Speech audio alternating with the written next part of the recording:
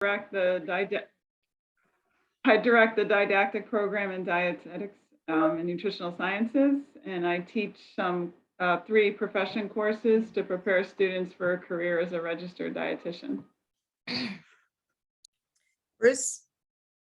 Hi, I'm Bruce Blanchard. I'm an assistant clinical professor in the Department of Allied Health Sciences and the director of the Medical Laboratory Science program. And I teach a course that's called Laboratory Operations in Professional Practice, which we use as one of our medical laboratory science courses. Great, thank you.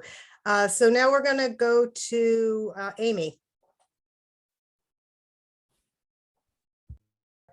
I'm Amy Saffron. I'm an animal science lecturer. It's really loud here, so. No worries. Paulo? Good morning, everyone. I'm Paolo Verardi, an associate professor in the Department of Pathobiology. I am the chair of the undergraduate committee here. I'm the soon-to-be a new department head as well, coming September. And we do, me and Dr. Stepanek that you'll hear later on, we are actually developing and teaching a new class on careers in pathobiology this coming fall. Great, well, congratulations. Jiyoung? Hello, I'm Jiyoung. I'm sorry I cannot show you my face because I have some allergy reaction on my face, right? It's made red, so I don't want to show my red face. Sorry. I'm Jiyoung. I'm a department head of nutritional sciences, and Rhonda is here. Actually, my department is very interested in really helping students for their career development. So I'm very looking forward to today's session. Great, thank you. Katherine? Hi, everyone. My name is Katherine Anderson. I'm also in nutritional sciences, and I direct 2 of our new online programs, a master's in personalized nutrition and a graduate certificate in precision nutrition. And so I'm hoping to hear from everyone's experiences and how to incorporate more career readiness into those courses and advising practices. So thank you. Great, thank you. Stephen? Hi, Stephen Stepanek, Associate Professor in Pathobiology. Been working with Paulo a lot over the past several years. I'm trying to revise our undergraduate curriculum and ensuring that our new curriculum is career-centered is of paramount importance. So this is of interest. Great, thank you. Huang?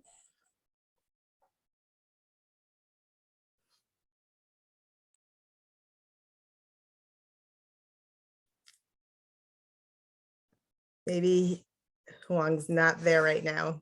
We can introduce them later. Molly?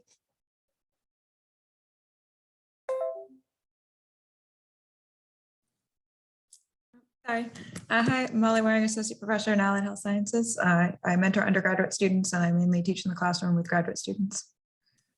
Great, thank you. Sang-Yang?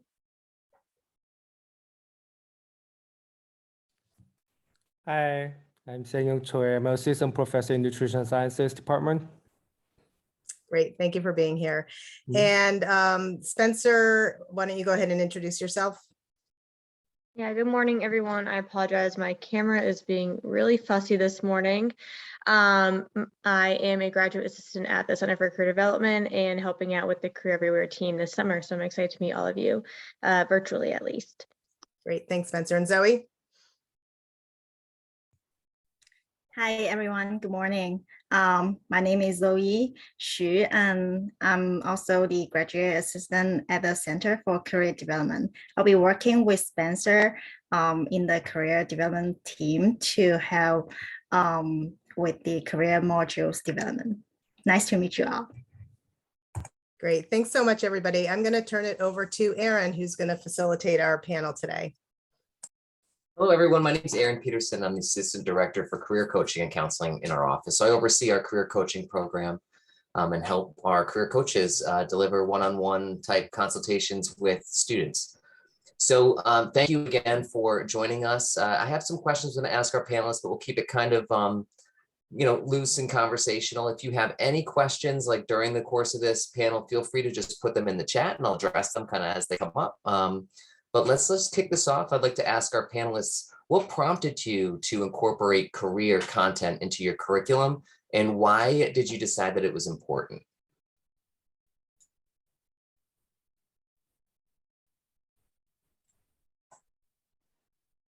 All right, so I guess I'll go first.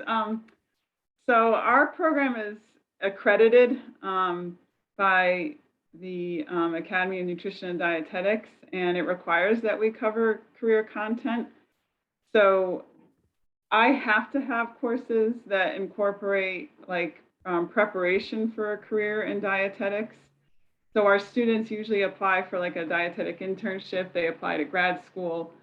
Some of them will go on to like PT or nursing, but because we're an accredited program, we actually have knowledge objectives that we have to meet by incorporating career objectives throughout the curriculum.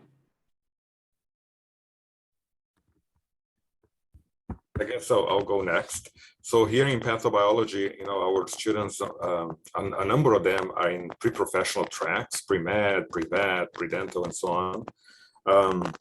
But a number are not. And, we as a faculty, we decided that we needed to help our students a little bit more to make that transition from college to, to the job market. And that's sort of, where my interest or our interest is right now, is really focusing on the job market for our students. Yeah, so similar to Rhonda, medical laboratory science is an accredited program, and we're required to have, career readiness and exposure to some management concepts for our students in our program. And this class was developed a few years back to satisfy the accrediting agency's requirements. And this past year was the first year that I've taught the class. And historically, it's been kind of the least favorite class in our program. And we tried to beef it up a little bit and try to make it a little bit more applicable. And one of the things I've noticed over the years is our students come out of the program very, very strong in their science content areas, but some of their professionalism is in more need of being developed. So the big emphasis of the course this semester was I tried to infuse lots of professionalism concepts, as well as career readiness, related to interviewing skills, preparation of resumes, cover letters, and then, just general concepts of what it means to be a professional. Great, thank you so much for that. So it sounds like accreditation is a big important thing in your areas. There may be other faculty who it's not a requirement, but they might just be interested in incorporating career content in some way or another. So what are some of the ways that you've gone about incorporating career content? You don't have to share everything, maybe just a couple little tidbits of things that you've done along the way to help students understand about professionalism, or maybe some of those other activities that are related to career development. All right, so our students, they get their first exposure to the career of dietetics as a junior. So in that course, I bring alumni that went through the application process for an internship. So they enjoy hearing their, students actually went through the program and now are working in the field. And then that's when I also introduce professionalism. So we actually show them like how to draft an email, and then I give them examples of inappropriate emails and appropriate, ways that you should address your professors and how you ask for something and the importance of saying thank you. And then I kind of just, as a junior, they go through just what is a dietitian, because a lot of them don't really understand what it is. So we kind of just teach them exactly like what they would do in different settings. And then by the time they're a senior, they take our course that actually sets them up for application. So that's when we work on drafting their resume, their personal statement. I'm getting some feedback here. And then they do peer review of like their resume and their personal statement. And then we bring in more guest speakers as a senior. And then also I have a food management laboratory class. We also do some career readiness activities. They have to actually interview like a food service director. And then in their junior class, they have to interview an RD. So they have to ask them for advice, that's probably their favorite part of the assignment, is actually hearing what advice other professionals have for them, especially ones that actually went through the curriculum.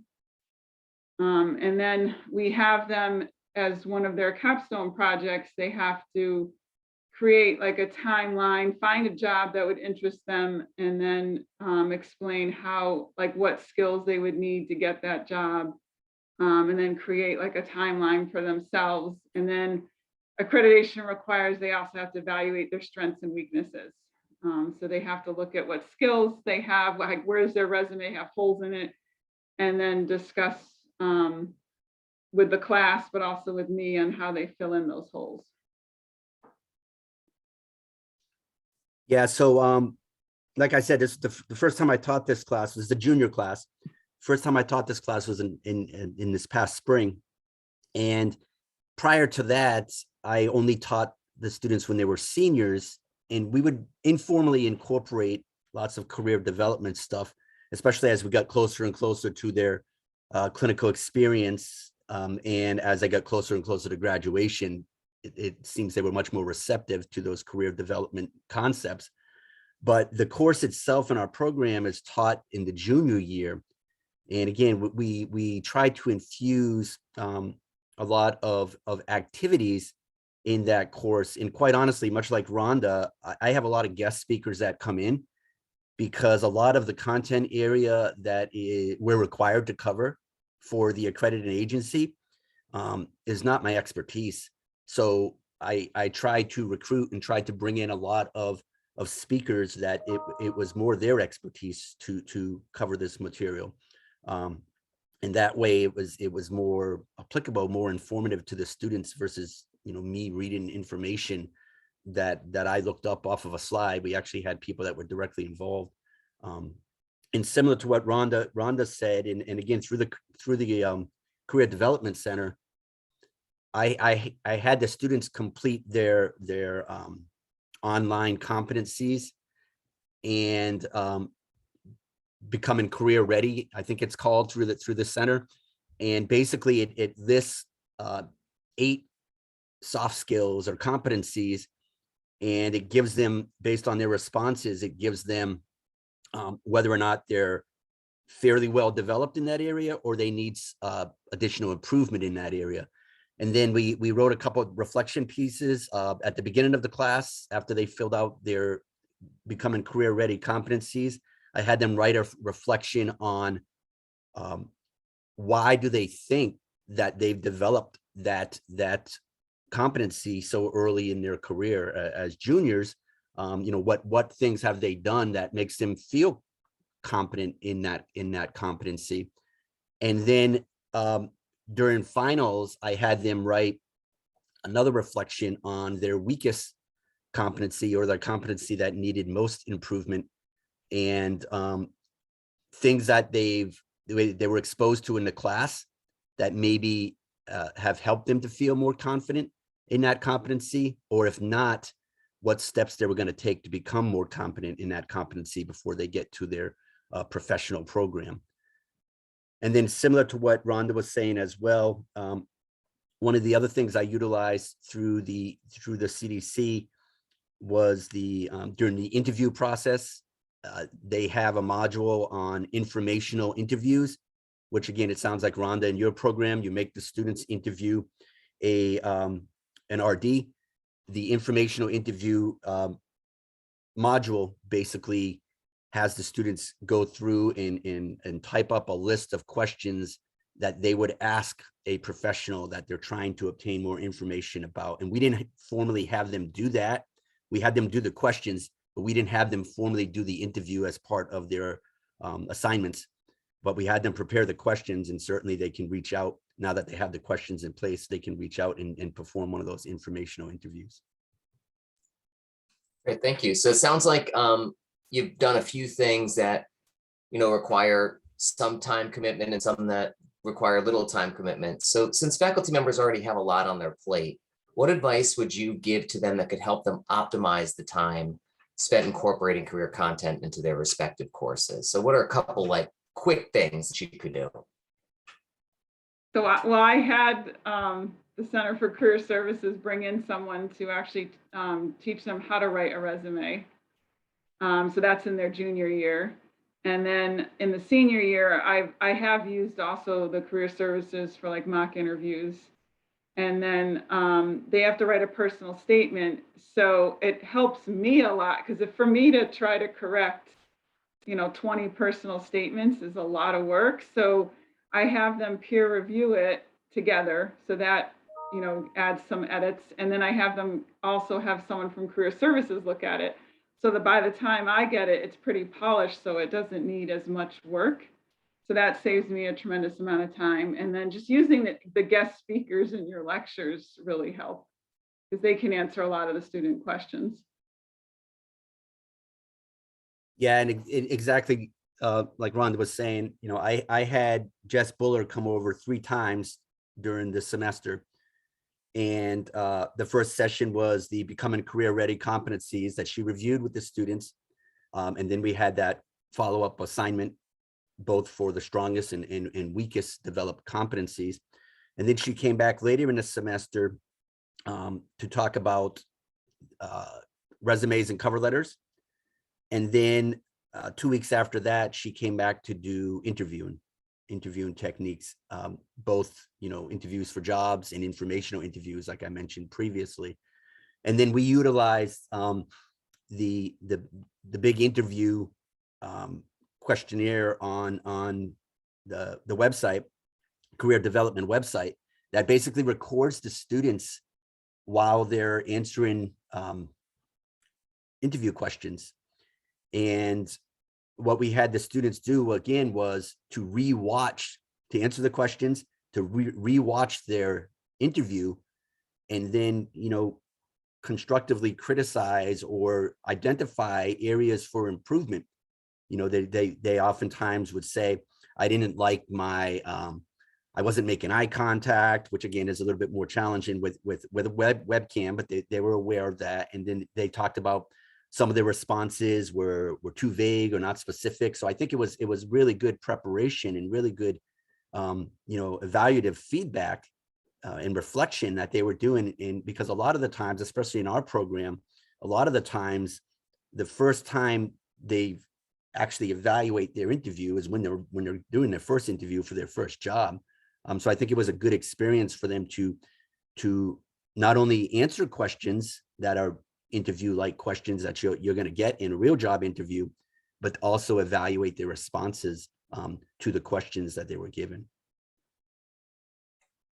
Thank you so much. So we've had a lot of things come out so far in this conversation about things that you could incorporate into your curriculum. If you monitor the chat, we've got kind of direct links to this. Don't let this overwhelm you. If you are involved in our Career Champion program, where you want to connect with me or Nancy or Wiley after the fact, we can help customize the sorts of things that might be appropriate for you or for the needs of your students. So this is more just to serve as an idea of how you might go about it, but we can work with you individually as well, just to start incorporating these sorts of things and kind of explore what you think the needs of your students are. So kind of with that in line, like in your conversations with students, what seem to be their career goals and what opportunities have you advised them to explore? What questions do you see students asking a lot about related to career readiness?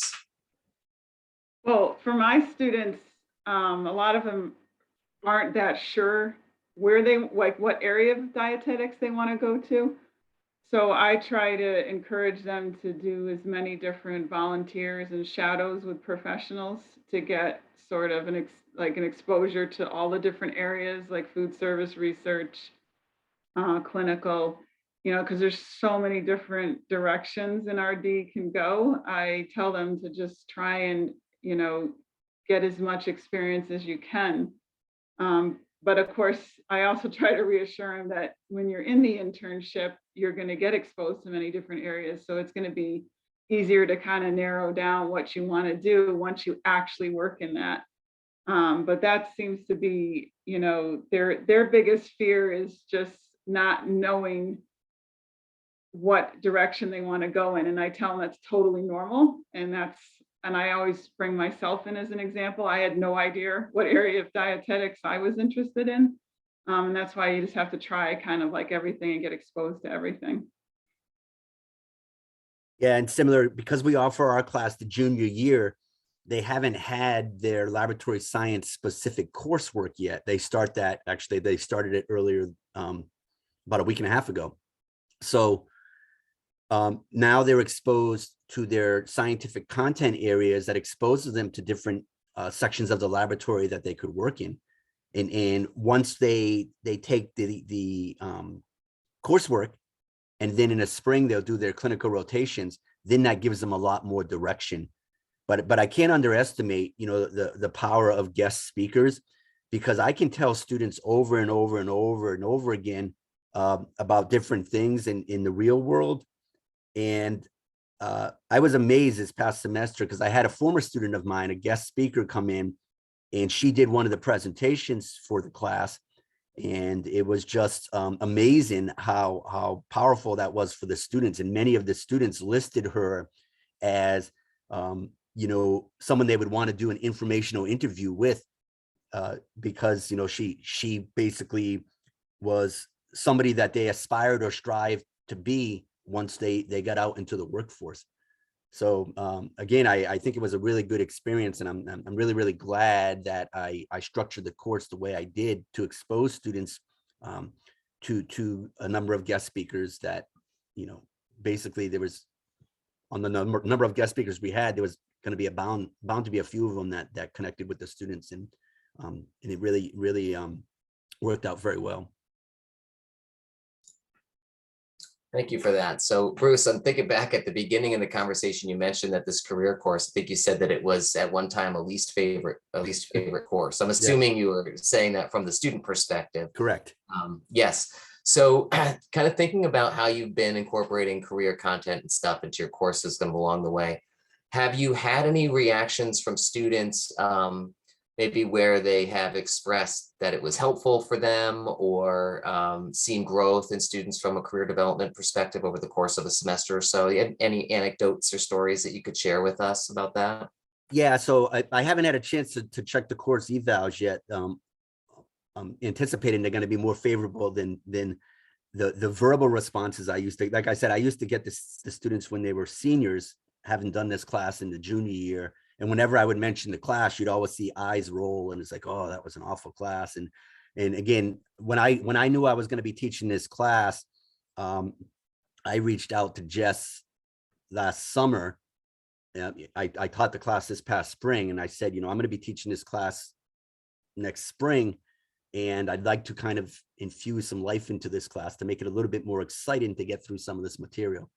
And at that time, we bounced around a few concepts, and then we touched base again last fall in preparation for the class coming up in the spring, and we kind of finalized some details.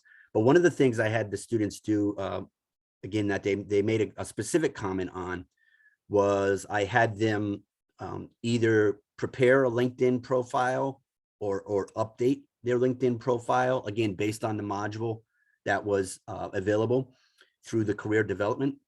And a lot of students reflected positively on that, saying, I had a LinkedIn, but I didn't realize that how useful LinkedIn could be for a networking tool until we did, the assignment that was required for the course.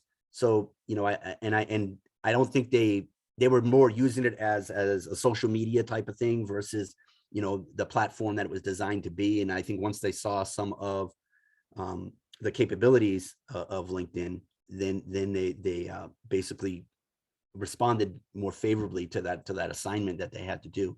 And I actually had one student saying, I didn't think this assignment was going to be very worthwhile, but after going through the module and after updating my profile, I can now see the usefulness of using this as a networking tool. Yeah, so for my seniors, we have the internship preparation course, and what they always say on the evaluations is it takes so much stress off of the application process, whether it be for an internship, a grad school, or a job.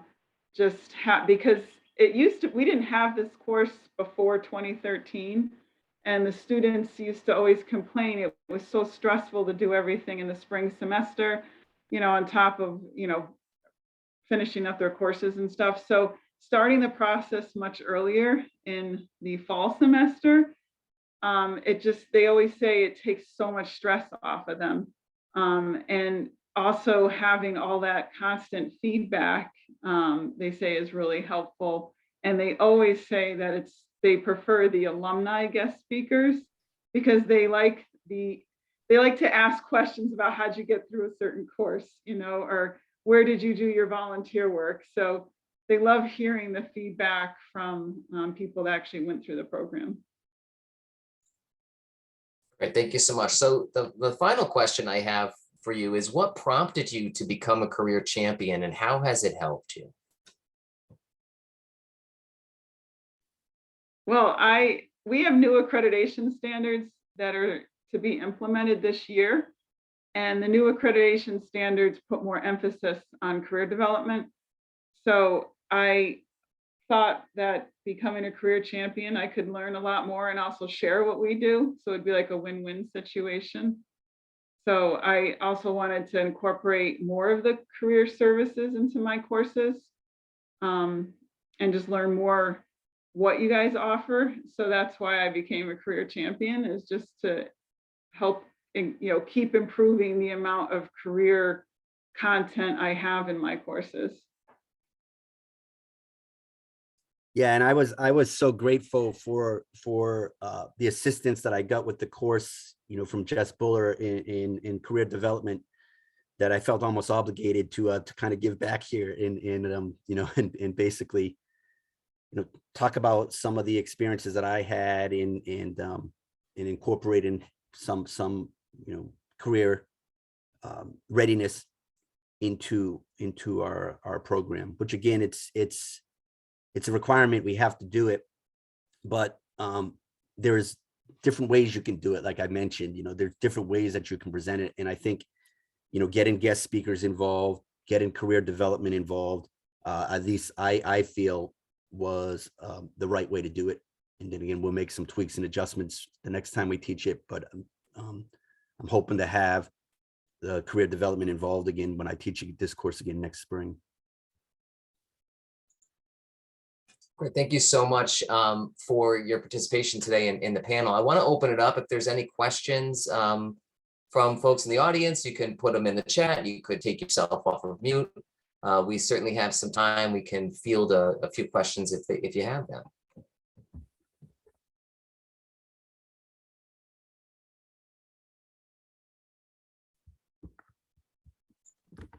So I guess one of my questions is, what type of resources did you guys use, from the Career Center or some other places that you thought were valuable? Well, I have someone come in to talk about how to write a resume. So first I give examples of what a resume might look like for a dietetic internship. And then they would give a presentation on how to write a resume, but also they would talk about what career development services are available to students, because many students had no idea that you could actually get a personal statement reviewed or a resume reviewed. So they were actually surprised to learn about that. And then I've also used the mock interviews. Yeah, so I had, like I said, I had Jess Buller come over and early on in the semester, talk about those professional competencies. And she did the presentation. She showed the students how to access it. The students actually had to complete their Am I Career Ready questionnaire prior to class, because then we kind of went over areas that the class as a whole were not as strong in or needed development in. And then, like I said, we had a reflection based on that assignment, both at the beginning of the class and at the end of class. I also had Jess Bullard come over and do the resume and cover letter. And the assignment we had related to that was we had the students look for a job in their field, and then they customize their resume for that job based on the techniques that Jess reviewed with them during the class. And then, like I mentioned, with the third time she came over was for interviews. And we did in-class interviews, focusing on a couple of different techniques that Jess taught them on how to respond to questions appropriately. And then as a post-class assignment, we had them do the career development big interview where they record themselves and then write a reflection on the feedback as far as how they can improve their responses the next time they're interviewed. Bruce, how big was the class, and was it easy to handle? We had 37. So 37. Yeah, it was a decent sized class. So some of the in-class activities, you know, we would do like groups of 4. For the interview, we did one-on-one. We had one person playing the role of the manager, the other person the interviewee, and then we had them alternate.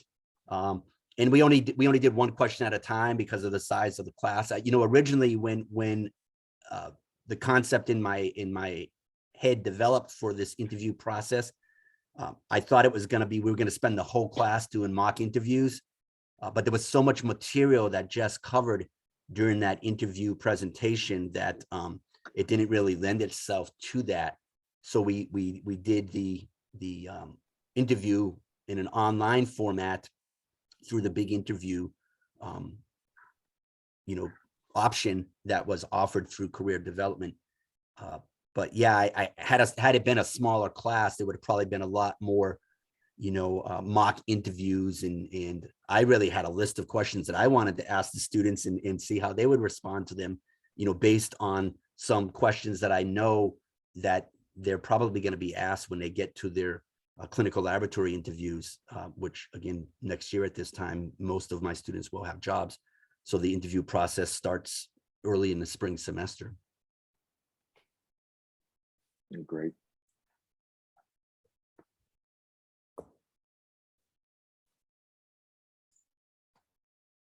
I just have a follow-up question for Rhonda. So when students find alums or reach out to alums, what ways would you recommend that they identify alums to speak to? Well, I usually keep a running list of, like, before they graduate, I'll ask students if they be interested in being a guest speaker. But then I also tell our students to go like to the Connecticut Academy meeting. That's where they can meet a lot of the alumni.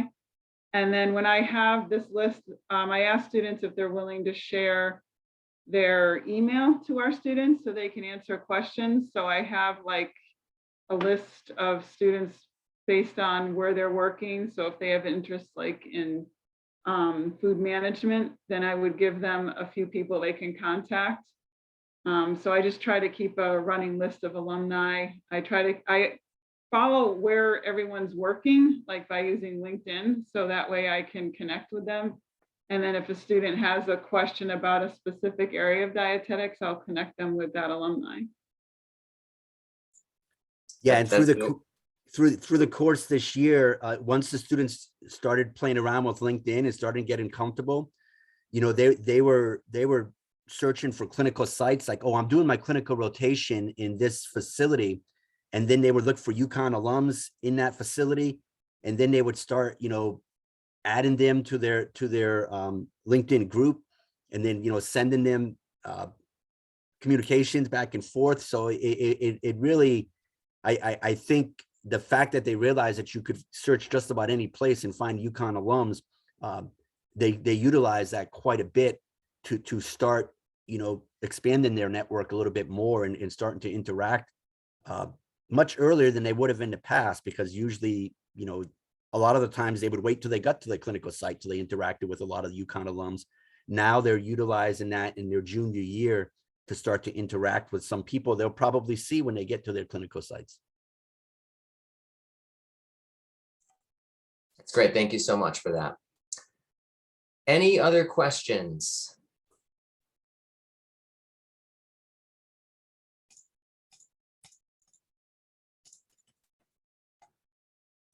Aaron, for the folks here, will we be able to like quickly show them the resource page, or Nancy, do you think that's worthwhile showing folks? Hey, you wanna take that on, Wiley? Yeah, I'll do that really quickly. I'll remove the spot, or I'll keep the spotlights on, but I'll quickly just share my screen. Hold on, folks. Yeah, that's great. Wiley added the career champion enrollment form in the chat, and now he's going to share with you some of the resources. But to what Rhonda and Bruce said, becoming a career champion helps keep you updated on current resources, information that we have in the Career Center and that is just going on nationwide around career and within this region.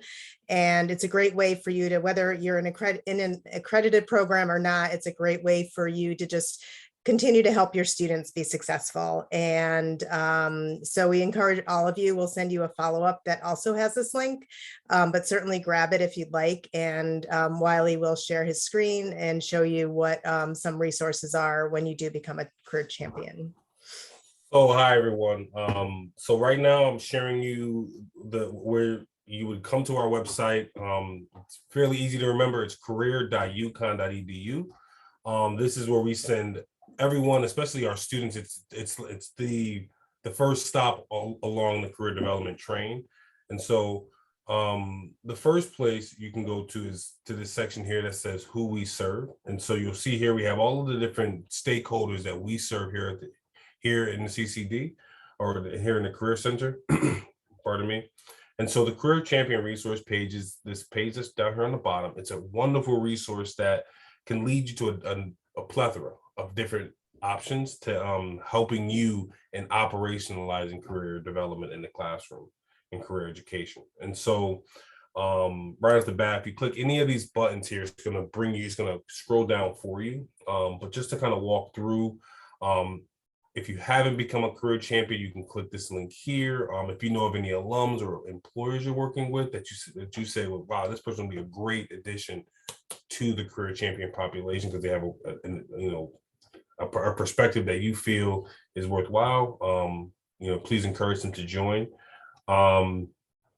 We have resources here for the champions. You can submit a blog, you can request a presentation, or any of the other resources that are on this list. This just shows you the top 3 in no particular order. Career modules, things that you can embed and have added to courses through Husky CT.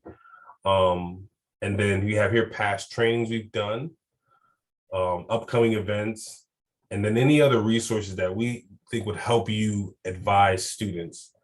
And then down here you have some featured articles, career communities. These are industry-based communities that have been developed to help students identify the different elements that it takes to enter into the industry that they desire to be in, which goes beyond just, oh, I'm a dietetics major, but I'd love to take my dietetics, knowledge and use it in any of these other kinds of industries, right? And kind of insert themselves there. We also have affinity communities, and these are identity-based communities that look at the intersection between identity and career in a very unique way for students as they kind of progress through their college experience. And so that's the Career Champion resource page for career champions. It's a wonderful opportunity for you to continue to stay in the know, but also just is a one-stop shop for you as well, along with what you're going to get in the newsletter. And that's our website. I mean, obviously, you can travel around here to different places. We have a very active blog. So usually if you just drop something into the search criteria. Yeah, I'm constantly searching different things, right? You can see right there, and it'll pull up something that might be relevant to. So that's the Career Champion resource page. But when you're working with undergraduates, if you want to get them some help right away, or graduate students, you can send them here and tell them, go to that Who You Serve button. So with that, I'm going to stop sharing. Does anyone have any questions before I stop sharing that I can probably show you? All right, folks. Well, this was wonderful. Thank you all for being here and participating in this this training by the Career Everywhere team. And yeah, enjoy the rest of your week. It's a great Monday. So Nancy, Aaron, any last words? Just a comment, the Career Champion program is not a big lift for you, because you might be thinking, oh, it's one more thing I have to add to my plate. You can read our outreach, and you don't have to come to trainings like this, but you will be alerted to the different trainings like this. And it takes about 2 minutes to complete the enrollment form. So we tried to make it as easy as possible, based on a lot of feedback from Career Champions and our team. So hopefully it's something that, that you can all participate in. But I want to thank Aaron and Bruce and Rhonda and all of you for participating today. Aaron, any last words on your end? Just want to thank our panelists again, and thank all of the attendees for attending, and hopefully we hear from you soon. Thanks, everybody. Thank you very much. Thank you. Take care. Thank you. Bye-bye. Yeah.